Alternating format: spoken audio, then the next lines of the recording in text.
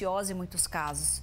Ela demora, inclusive, em algumas situações, a dar sinais de existência. Diabetes. O diabetes é uma enfermidade que acomete pelo menos 463 milhões de pessoas em todo o mundo.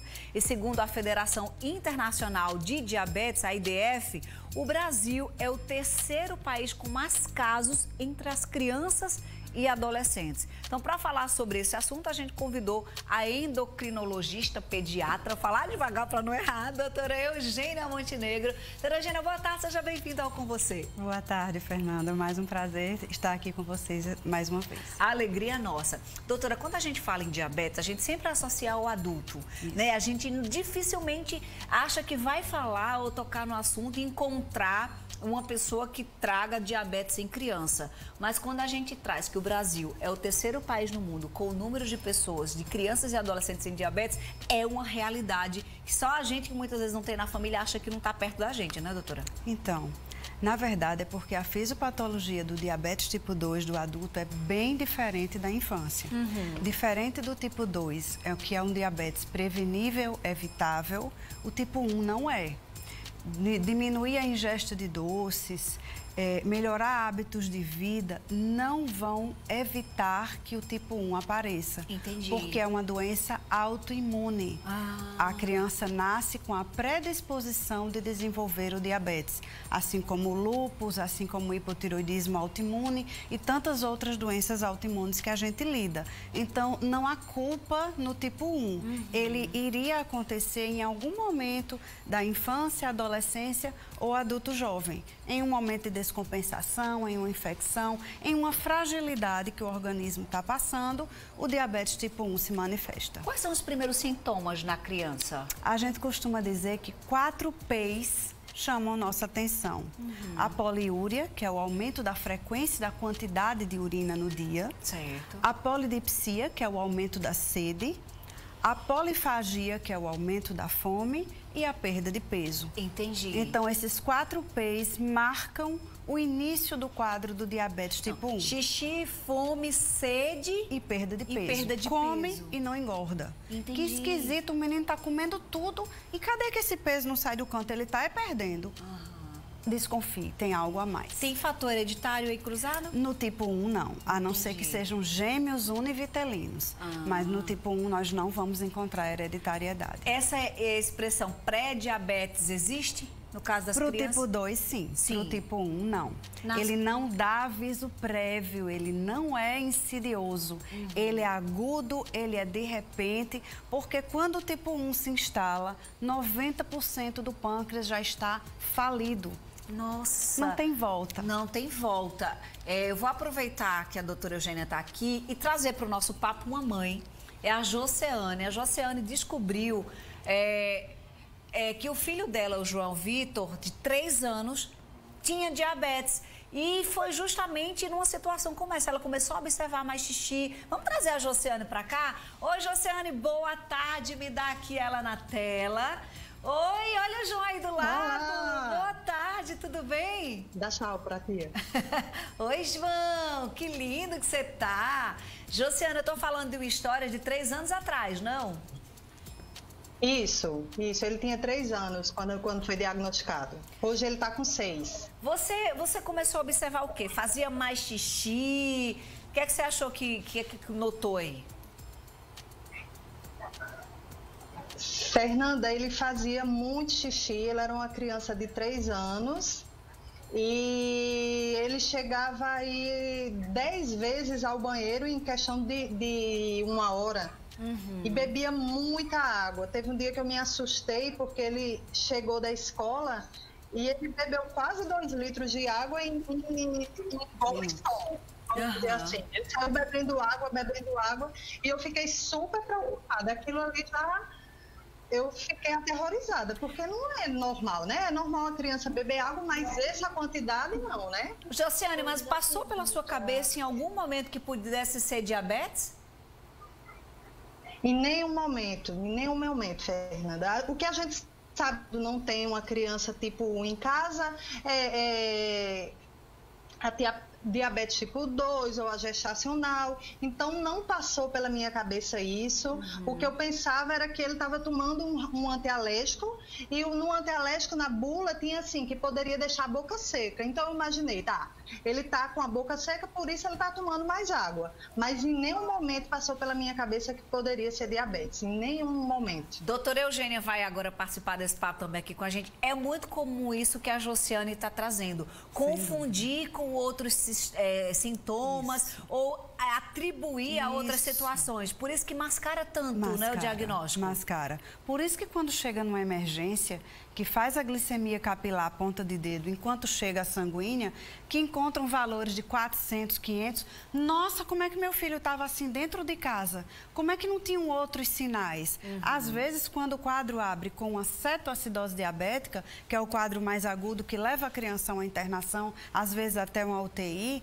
aí vem uma dor abdominal, vem um vômito, que na entrada da emergência também não é a primeira opção pensar em diabetes tipo 1. A glicemia faz parte dos exames que são solicitados, mas até para o pediatra que está do lado de cá atendendo, não é a primeira hipótese diagnóstica pensar em diabetes. Ô, Josiane, o João passou mal e foi assim que você descobriu? Foi sim, Fernanda. No Dia das Mães, né, um dia até que a gente comemora, eu recebi uma homenagem, uma cesta de café da manhã, e a gente se sentou na mesa para comer, e ele comeu o que está lá, né, um todinho, ele ainda lembra, um todinho e um cupcake, e daí ele começou a passar muito mal, a quase desmaiar, digamos assim. Aí a gente correu e levou ele para o pronto-socorro. E quando chegou no pronto-socorro, ele subiu direto para a UTI. Meu Deus do céu!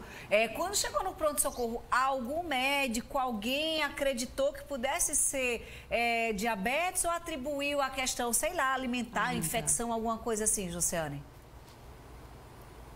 Fernanda, eu atribuo isso, assim, eu tenho uma fé a Deus, porque eu já tinha levado ele algumas vezes ao pronto-socorro e nunca, nem na triagem, tinham me solicitado fazer o exame do dedinho. Esse dia, ela perguntando o que ele tinha, e eu falei que ele estava vomitando muito, que ele estava pálido, mas que ele já vinha de uma semana bebendo muita água. E a enfermeira, na mesma hora, ela disse, posso fazer o exame de glicemia? E eu me assustei no primeiro momento, né? Eu disse, pode. E quando ela fez, essa mulher me olhou de uma cara que eu fiquei ainda mais assustada, e foi quando ela disse, ele vai direto ser atendido pela médica. E quando a gente chegou lá, para você ter ideia, não deu tempo nem do meu esposo me acompanhar. Ele estava estacionando, eu entrei na frente, e quando ela verificou, né, não estava mais lendo no aparelho normal. A doutora pode dizer aí, né, não estava mais lendo. Já estava aparecendo a mensagem HI, né? Não estava mais conseguindo ler de tão alta. Então, quando a pediatra olhou para ele, ela disse, mãe, ele tem que ir para a UTI agora. E aí que o meu chão caiu, né? Porque eu não imaginava nem o que era e já descobri que ao chegar no pronto-socorro ele foi direto para a UTI. Gente, mas olha a importância de uma triagem bem feita, né? A sensibilidade, o conhecimento da técnica de enfermagem com a informação que a mãe deu. Ele está tomando muita água e a partir daquilo, com conhecimento técnico, ela solicitou o exame. E o que é esse HN quando o aparelhinho não dá? O HI é o high de alto em inglês. Entendi. Do jeito que quando baixa muito aparece o LO de low. O HI é o alto demais e que o aparelho já não mede. Nossa Senhora! E a importância da equipe multiprofissional, como você salientou, é fundamental. Durante toda a nossa vida, a gente precisa andar em paralelo com a nutrição, com a enfermagem, com a educação física. Enfim, somos um corpo de saúde em torno dos nossos pequenos pacientes. A gente tá contando aqui, Josiane, que já se passaram 3 anos. O João tá esse rapaz lindão aqui. E como é administrar, por exemplo, a alimentação do João? Me conta como é isso. Sem doce, sem os achocolatados, as coisas todas. Hein, João? Ele é super tranquilo, Fernanda. Assim, eu até me assustei porque não tinha conhecimento, né, da diabetes tipo 1. E quando eu soube do diagnóstico, eu fiquei surpresa porque ele sempre teve uma alimentação muito boa. Ele foi uma criança que mamou praticamente até 3 anos. E eu fiquei surpresa, né? Mas depois, como a doutora mesmo falou, não é algo que poderia ter sido evitado. Mas, assim, a gente faz um contagem de carboidratos com ele, né? Ele praticamente hoje em dia come de tudo. Assim, a gente não vacila também, né? Ele tem uma alimentação balanceada durante a semana, mas eu não privo ele das coisas. A gente vai para uma festinha, eu não privo ele de estar com as outras crianças, de se alimentar com o que tem na festa. Porque a gente faz essa contagem de carboidratos, eu verifico o carboidrato que ele vai ingerir e com isso eu aplico a insulina. E aí ele acaba tendo uma vida normal, né? Ele pratica muitos exercícios físicos, né? Ele faz futsal, ele faz judô, ele faz caminhada, ele anda de bicicleta, né? Nesse período de pandemia a gente sofreu um pouquinho, porque é muita energia, é muito açúcar. Então, a gente sofreu um pouquinho, né? Pulando por tudo que era canto da casa. Mas, assim, a alimentação balanceada, mas eu não privo ele. Equilibrada, né, Jô? Eu acho que o segredo da vida é ir equilibrando, entendendo que as crianças têm as limitações. Agora eu quero saber do João. Ô, João, qual é a sua comida preferida? Pode ser aquela que a mamãe deixa comer só de vez em quando. Pizza. Pizza. Pizza! Pizza! Mamãe de vez em quando pode pizza. Olha, alto. Sim. Sim, é pizza de quê? Calabresa, mussarela? Calabresa. Calabresa. Ai, João, também é a minha pizza preferida, viu, João? Ó, tá tudo certo aqui, tamo junto no nosso gosto. Minha pizza preferida é de calabresa. João, muito obrigada por trazer a partilha pra gente, por trazer esse alerta para outras mães, para mostrar que apesar de algumas limitações, você inclui o João numa vida, né, normal. É só um pouco mais de controle, de cuidado, porque eu acho que isso acaba trazendo mais calma também para as outras mães, né? Fernanda, eu que agradeço o espaço, agradeço a oportunidade para estar falando, para estar divulgando, porque, como você começou o programa falando, é uma doença silenciosa e conhecimento, né? Já diz a Bíblia, conhecereis a verdade e a verdade vos libertará. Eu levo isso para tudo na nossa vida. Quando a gente descobre o que é a doença, como lidar, como é o tratamento, a gente consegue que ele tenha uma vida super normal. É tanto que quem olha para ele, né? Quem olha para ele nem sabe, né? Muito bom. Obrigada, viu, João? Um beijo para você, João. Beijo, lindão.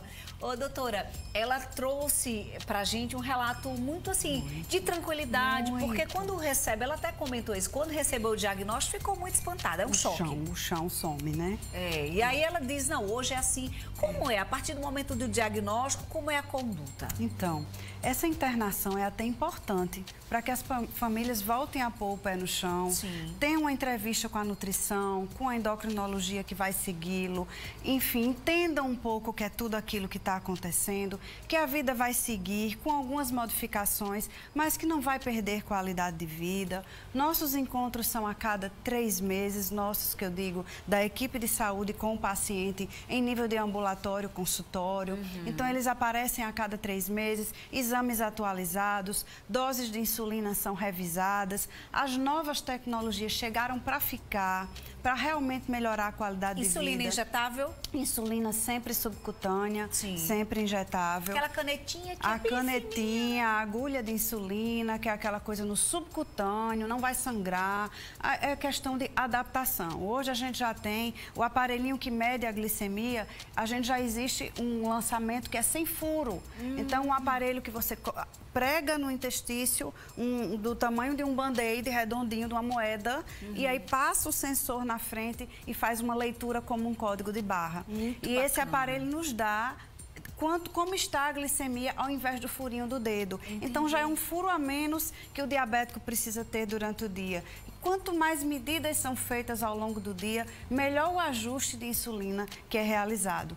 Esse método que a família do João faz, que é a contagem de carboidratos, é o método mais fidedigno para se encontrar a dose ideal da insulina a ser utilizada de forma rápida. Chamamos de insulina ultra rápida. É a que a gente toma de acordo com a contagem de carboidratos. Ou seja, de acordo naquele com o padrão. que vai ingerir. Entendi. Por isso que no fim de semana ela libera, João. Certo? Naqueles momentos que ele é liberado, a quantidade de insulina será maior para permitir a festinha, a confraternização, a pizzaria e uma convivência social normal.